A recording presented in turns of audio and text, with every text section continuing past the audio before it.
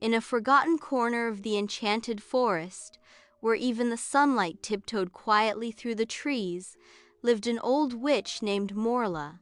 She was known for her dark potions, her stormy cloak, and the wild wind that followed her wherever she went.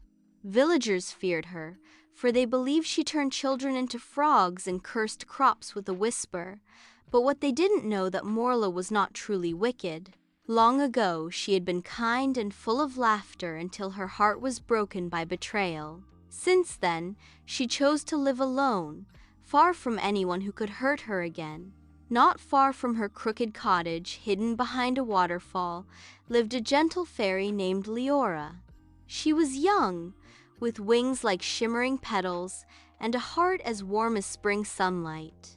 Leora had heard whispers about the scary old witch, but fairies believe in looking for the good in every soul. One day, while flying through the forest, Leora saw a crow with a broken wing struggling near Morla's cottage. The witch, standing nearby, scowled at the bird and muttered, "Why do they always find me?" To Leora's surprise, Morla carefully picked up the crow and took it inside. Curious, Leora hovered near the window. She watched as Morla mended the wing with a golden herb and whispered a soft healing spell. Leora smiled. "So the stories are wrong," she whispered to herself. That night, Leora crept into Morla's garden and left a small crystal flower on the windowsill as thanks for her kindness. Morla found it the next morning and was puzzled. She hadn't seen a flower like that in 100 years.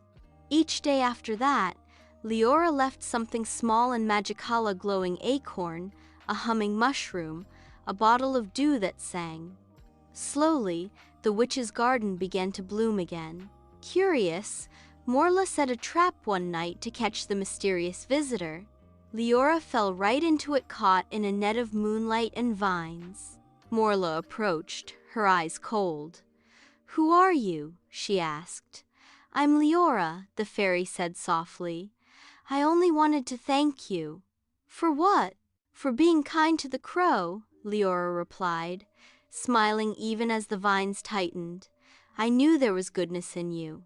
Morla blinked. No one had said that to her in decades. With a sigh, she released Leora. "You're a strange little thing." From that night on, something changed. Morla and Leora began meeting at twilight, sharing stories, seeds, and laughter. The old garden turned vibrant once more, full of fairy dust and witches' magic. Birds returned, and the air felt lighter. The villagers noticed that their crops grew better, and strange illnesses vanished. They still feared the forest, but they whispered of a strange magic that now felt gentle.